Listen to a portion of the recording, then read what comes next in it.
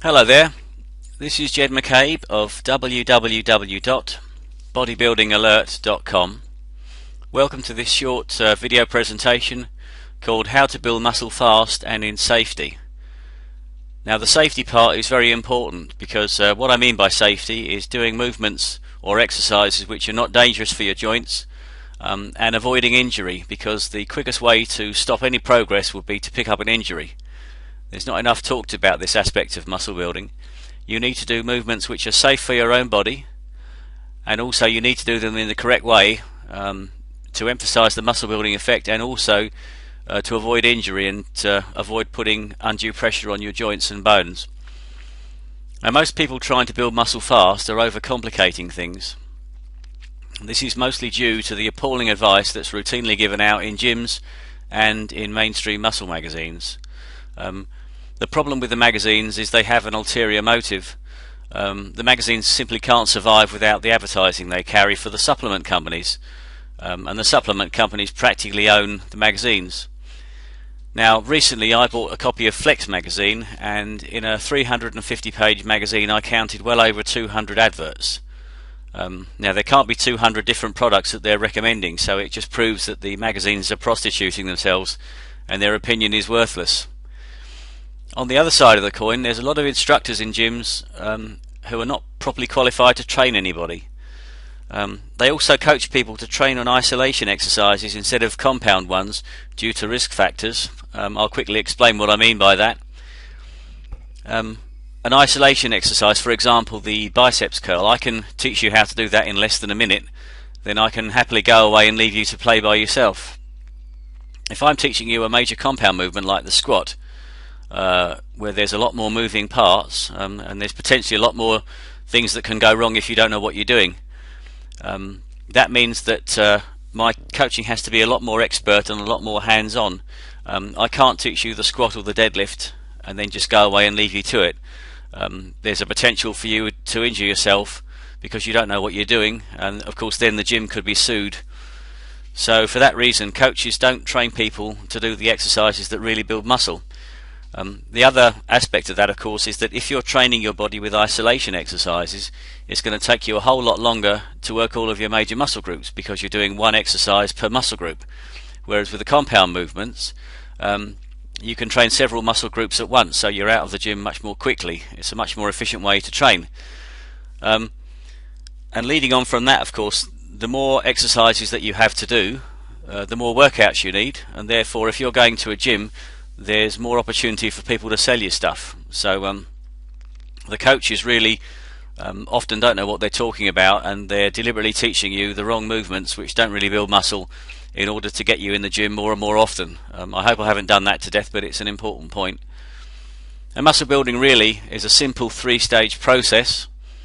It's training, recovery and nutrition.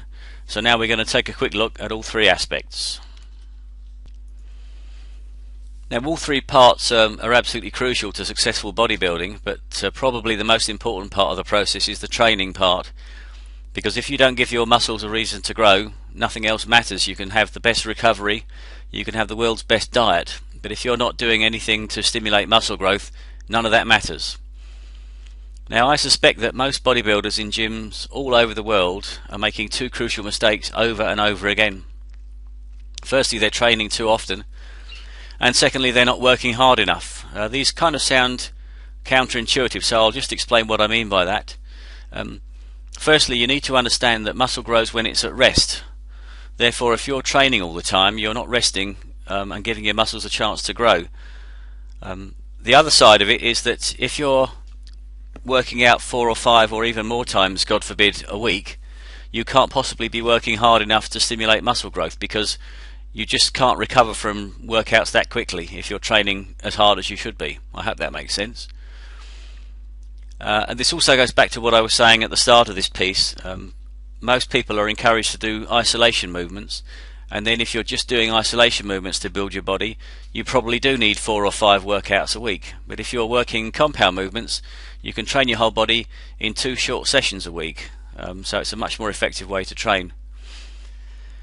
Now, it's also much harder to give the growth stimulus to the muscles if you're training on isolation movements. If you do say a biceps curl, a triceps push down, a leg extension, blah de blah, you'll get less muscle growth, muscle stimulation than if you just say did a couple of hard sets of the squat or the deadlift, because they work your entire body from top to toe.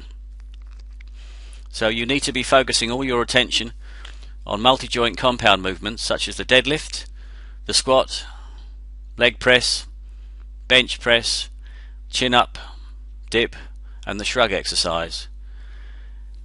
If you work hard on these major exercises, you can work all of your major muscle groups in only 2 short sessions a week. You can do it in 3 as well, but I think 2 is even better.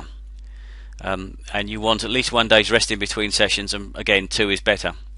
Let's now take a quick look at recovery.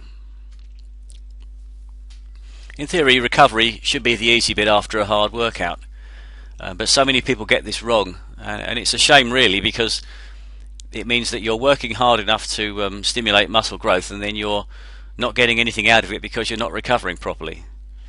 You should absolutely always have at least 1 day's rest between sessions, and ideally 2 days rest. And as I mentioned before, muscle grows at rest and not while you're training, and that's why you need more rest days than training days during the week. A couple of golden rules: if you're still aching from the previous session, you should not be in the gym. It means you've not fully recovered. And that's true even if the muscles you intend training on the second day are different from the ones that are aching at the moment. Now, a vital aspect of recovery is sleep.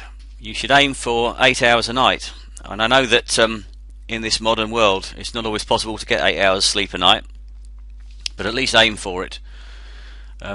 Couple of tips about getting some proper sleep is firstly, don't allow the room you sleep in to be too hot, and also avoid stressful situations just before going to bed. So that includes watching things like horror films or anything that's going to make you emotional or stressed. Avoid those things if you can before you turn in. Let's now take a look at nutrition. Nutrition is a huge topic on its own. I don't really have space to do it full justice here, and at the end of this piece I'll give you a free resource where you can find out more information. Also more information about training and recovery. But here are some quick tips to be going on with. Aim for 1 gram of protein per pound of lean body weight. Now, you need to understand that just eating enough protein isn't all there is to it. You need to eat enough calories as well. So you can eat enormous amounts of protein, but if you aren't eating enough calories in total, then that protein won't build muscle. Another thing to bear in mind is if you increase food before you're working truly hard in the gym, there's a danger you'll just get fat. Ideally, as your workouts get harder and harder, you need to be stepping up your food intake. I strongly suggest that you work out what your maintenance calorie level is, and then just try adding a couple of 100 calories a day to that. See how that goes. Test and track all the way. Check your body mass index and also your weight. You should be getting heavier, and if you're not, then add a bit more food, and just keep adding food in gradual amounts until the scales tell you you're getting heavier. At the same time, you're keeping an eye on your body mass index, because that will tell you that what you're gaining is actually hard muscle and not fat. Now, you need to take on calories in an ideal world from high protein and low fat foods as far as possible, and that's why bodybuilders generally eat things like turkey, tuna and chicken breast. Milk is good if you can take it. Now, some people are lactose intolerant. I myself am, in which case you could try soy milk. Soy milk is a lot cheaper now than it used to be. Another quick diet tip is keep an eye on saturated fat levels. That's bad for your cholesterol. General guidelines for ladies, not more than 20 grams of saturated fat a day, and for men, not more than 30 grams. That means keeping an eye on how much red meat you're eating as well. Now, always try and get a good feed in within an hour of finishing your workouts. If you happen to live a long way from the gym and it's not possible for you to get back and eat in an hour, you should maybe consider taking a protein shake in a flask. Finally, I hope this has been of interest to you. If you'd like more information on this subject, you might like to check out a free 70-minute video presentation which is called Bodybuilding Basics. If you go now to www.bodybuildingalert.com, you can see the link on the screen there. Download that report now and find out the right way to train smart in less than 3 hours a week. This is Jed McCabe, of www.bodybuildingalert.com, signing off, and I'll speak to you later. Bye.